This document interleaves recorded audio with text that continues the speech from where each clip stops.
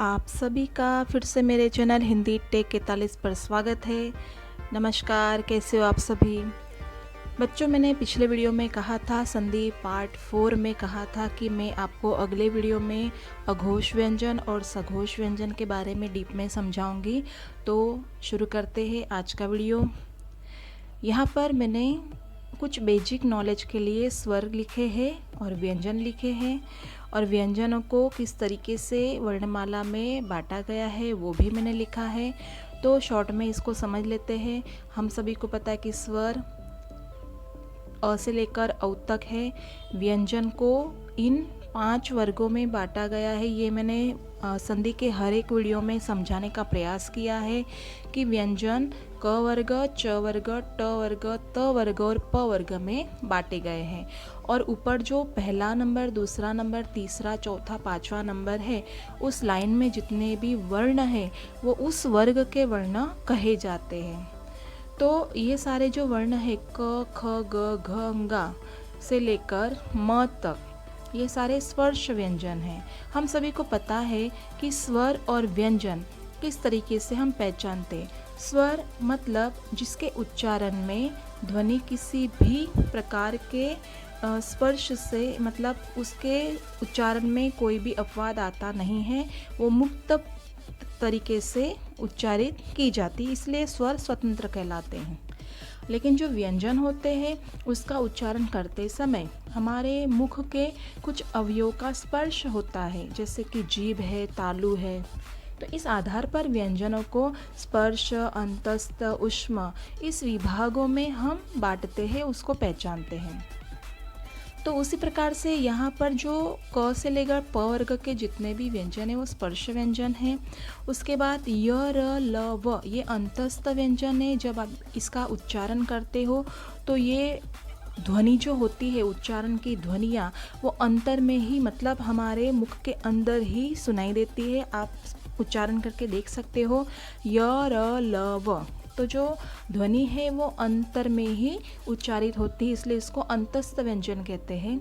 और श, श, स, ह, ये ऊष्म व्यंजन कहलाते, क्योंकि इसके उच्चारण में जो ऊर्जा है वो रगड़ के साथ, ऊष्मा के साथ बाहर निकलती है, इसलिए ऊष्म व्यंजन कहलाते हैं। तो ये था हमारा बेसिक वर्णमाला का नॉलेज, ज्ञान। तो आगे बढ़ते हमारा जो मेन टॉपिक है सघोष और अघोष की ओर। तो सबसे पहले हम घोष क्या है उसको जानेंगे। घोष का अर्थ होता है आवाज, नाद। तो अभी हम सघोष और अघोष क्या होते हैं उसको समझेंगे। सबसे पहले अघोष। अ में जो अघोष में जो अ जुड़ा है, अ मतलब नहीं होना। तो जिन वर्णों के उच्चारण में आवाज नहीं होती है उन्हें अघोष व्यंजन कहते हैं। मतलब जिन व्यंजनों के उच्चारण करते समय ध्वनि में आवाज निर्माण नहीं होती है, घोष निर्माण नहीं होता है, वो अघोष व्यंजन कहलाते हैं। और जिन वर्णों के उच्चारण में आवाज निर्माण होती है उन्हें सघोष व्यंजन कहते हैं। तो यहाँ पर मैंने अघोष व्यंजन को इस तरीके से लिखा है कि पहला, दूसरा नंबर तथा श, श और स, ये अघोष व्यंजन हैं।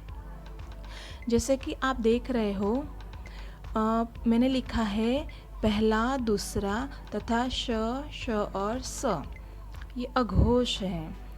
तो आप देख रहे हो क से लेकर प तक, ख से लेकर फ तक तथा श, श और स, इसमें इसके उच्चारण के समय नाद निर्माण नहीं होता है।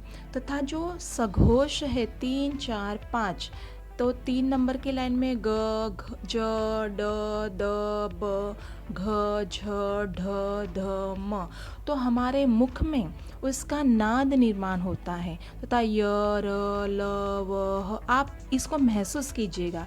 जब इसका हम उच्चारण करते हैं तो हमारे मुख में इन वर्णों का नाद निर्माण होता है, इसलिए ये सघोष व्यंजन कहलाते हैं।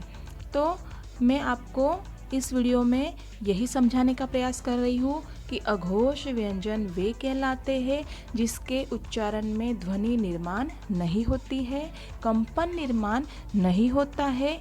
जैसे कि अगर हम नगाड़ा बजाते हैं तो उस नगाड़े पर जब हम ध्वनि निर्माण करते तो कंपन निर्माण होता है, वैसे ही कुछ व्यंजनों के उच्चारण में हमारे मुख में कुछ कंपन जैसा निर्माण होता है।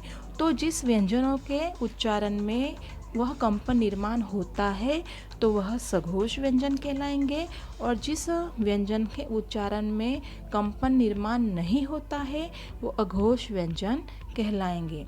तो बच्चों, आशा रखती हूँ कि आपको ये छोटा सा टॉपिक समझ में आ गया होगा, और आपको अगर ये वीडियो पसंद आता है तो आप लाइक ज़रूर कीजिएगा। तो मैं कुछ ही दिनों में कुछ नए टॉपिक के साथ फिर से आपके सामने हाजिर होंगी। तब तक के लिए नमस्कार, वंदे मातरम।